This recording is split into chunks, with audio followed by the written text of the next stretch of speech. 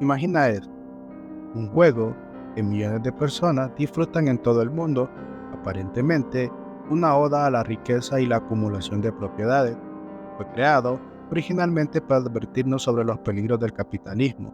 ¿Cómo puede un juego que hoy celebra a los millonarios tener un origen tan opuesto? Esa es la historia oculta detrás de Monopoly. En este video vamos a sumergirnos en el sorprendente origen del Monopoly, un juego que nació con una intención crítica y terminó siendo un símbolo del éxito financiero. Veremos cómo Elizabeth Magie, la verdadera creadora del juego, lo ideó como una advertencia contra los monopolios y cómo su creación fue transformada para vendernos una idea completamente diferente. Exploraremos el contexto histórico en el que surgió el juego, las intenciones de Magie, cómo Charles Darrow y Parker Brothers se apropiaron de él y cómo el Monopoly se convirtió en un fenómeno global. ¿Sigue siendo el Monopoly una crítica al capitalismo o simplemente un entretenimiento inocente? A finales del siglo XIX y principios del siglo XX, las economías de muchos países occidentales estaban en pleno auge capitalista. La industrialización había creado una clase de magnates que controlaban vastas cantidades de recursos, mientras que el resto de la población luchaba por sobrevivir en condiciones de desigualdad cada vez mayores.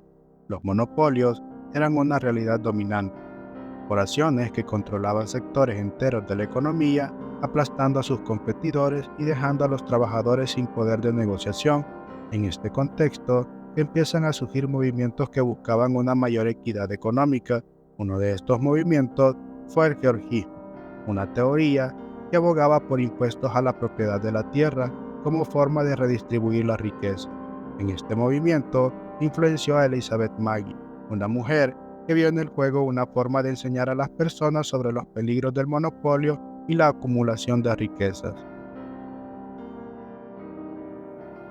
Elizabeth Magie, una activista y defensora de las ideas del georgismo, no solo creó el juego del propietario por entretenimiento, lo diseñó como una herramienta pedagógica.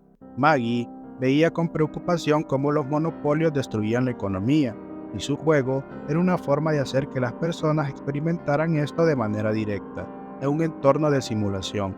Su juego estaba pensado para mostrar los efectos devastadores de un sistema capitalista sin restricciones. Lo más interesante es que Magie diseñó dos versiones de su juego, una versión de prosperidad en la que los jugadores compartían la riqueza y todos ganaban, y una versión de monopolio, en la que un jugador podía hacerse con todo empobreciendo a los demás. La segunda versión estaba diseñada para mostrar cuán injusto era el sistema capitalista cuando se permitía a los monopolios florecer. Magie no solo intentaba crear conciencia, sino que quería ofrecer una solución práctica. Creía que su juego podía inspirar cambios en la forma en que las personas veían el mundo, promoviendo una sociedad más justa y equitativa. En 1932, durante la Gran Depresión, un hombre llamado Charles Darrow descubrió una versión modificada del juego de Magie que estaba circulando entre amigos y conocidos. Darrow, al igual que muchos en esa época, estaba luchando por sobrevivir económicamente. Vio una oportunidad para hacer dinero con el juego, pero no se molestó en darle crédito a Magie. En su lugar, lo presentó como su propia creación a Parker Brothers. Cuando Darrow llevó el juego a Parker Brothers, la compañía vio un enorme potencial comercial.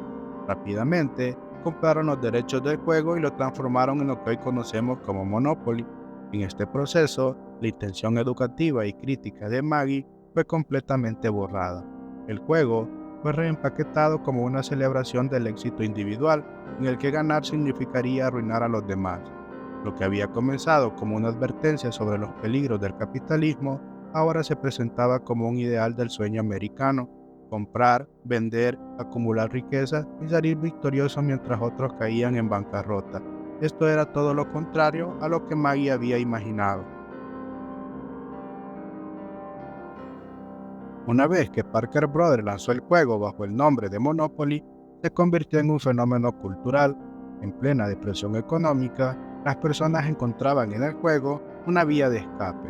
Era irónico: mientras millones de personas perdían sus empleos y sus casas, podían fantasear con convertirse en magnates, acumulando propiedades y riquezas ficticias. Este contraste entre la realidad y la ficción contribuyó a su éxito. A lo largo de los años, Monopoly ha sido objeto de críticas, tanto por su narrativa simplista como por lo que representa. Algunos críticos argumentan que refuerza la idea de que la acumulación de riquezas a expensas de otros es algo positivo, lo que refleja las fallas estructurales del capitalismo moderno. Para muchos, Monopoly es un recordatorio de cómo las desigualdades se han normalizado en la cultura popular. Hemos recorrido el fascinante y contradictorio origen del Monopoly.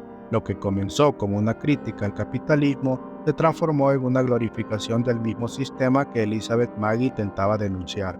Su versión del juego, el juego del propietario, se diseñó para educar y advertir, pero en manos de Charles Darrow y Parker Brothers, esa visión fue eclipsada por el éxito comercial.